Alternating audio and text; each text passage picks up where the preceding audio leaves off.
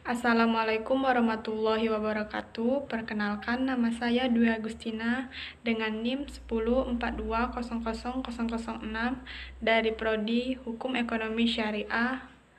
Dan di sini saya akan menjelaskan pertanyaan dari Bapak Aiman dengan MK Hukum Acara Pidana.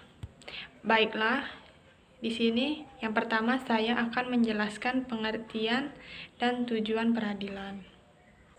Yang pertama, pengertian dan tujuan peradilan.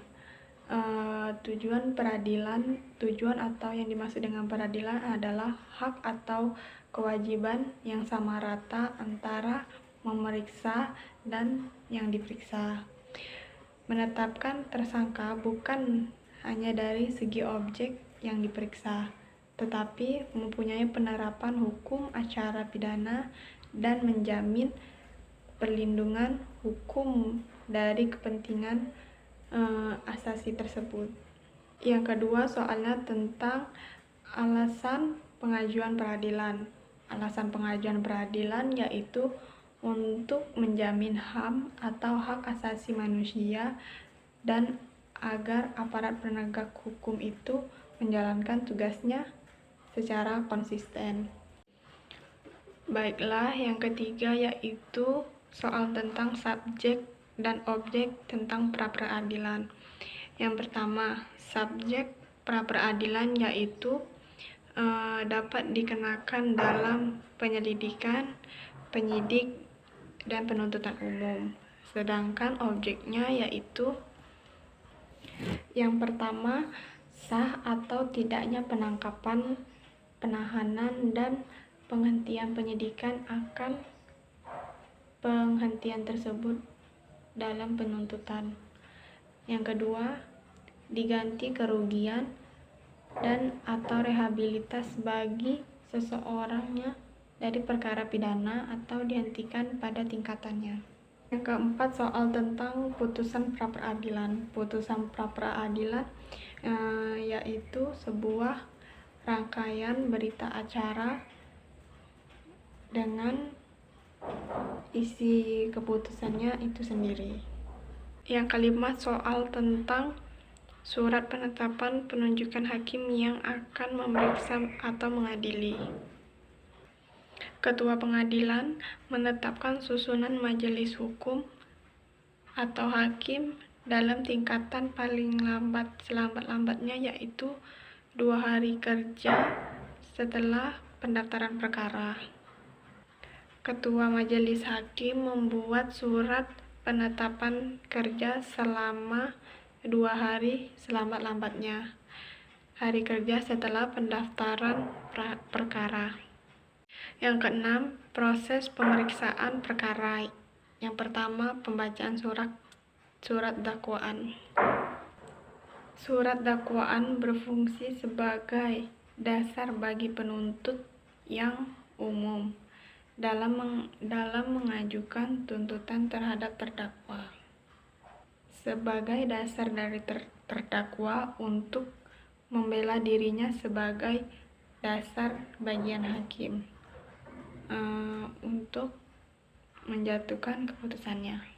Yang kedua, eksepsi dari terdakwa, yaitu suatu bentuk penolakan dari terdakwa atau penasehat hukumnya karena dakwaan yang dibuat oleh penuntutan umum itu terdapat kesalahan di dalamnya.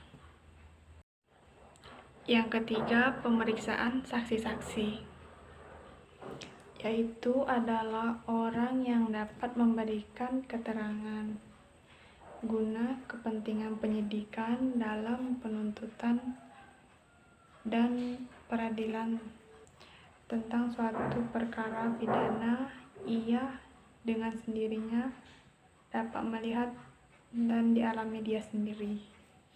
Baiklah, yang keempat itu tentang pembuktian. Pembuktian adalah perbuatan membuktikan dengan membuktikan yang diberikan atau memperlihatkan bukti tersebut, melakukan sesuatu kebenaran dan melaksanakan dan tidak menadakan penyaksian dan meyakinkan. Yang kelima ada tuntunan pidana. Tuntunan pidana adalah kesimpulan yang diambil oleh penuntut umum berdasarkan fakta yang berada di dalam persidangan. Yang keenam ada forum dialogis antara terdakwa dengan JPU. Ada pledoi, replik, dan duplik. Yang pertama, yang dimaksud dengan pledoi itu adalah suatu tahapan pembelaan yang dilakukan terdakwa untuk dapat melakukan sanggahannya mengenai tuntutan yang dituntutkan oleh penuntut umum. Walaupun pembicaraannya tidak secara umum, namun cukup jelas untuk dapat dimengerti. Sedangkan yang dimaksud dengan replik adalah penggugatan baik yang tertulis maupun tidak tertulis terhadap jawaban tergugat atas gugatannya. Replik diajukan penggugat untuk dapat meneguhkan gugatannya dengan mematahkan alasan-alasan penolakan yang dikemukakan oleh tergugat dalam jawabannya. Sedangkan duplik adalah jawaban tergugat atas replik yang diajukan oleh penggugatnya.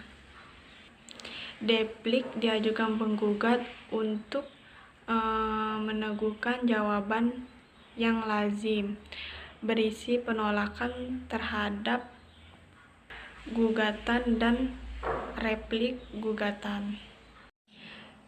Yang ketujuh ada tentang musyawarah hakim. Musyawarah hakim adalah acara terakhir sebelum majelis hakim mengambil suatu kesimpulan atau sebelum majelis hakim tersebut mengucapkan keputusan.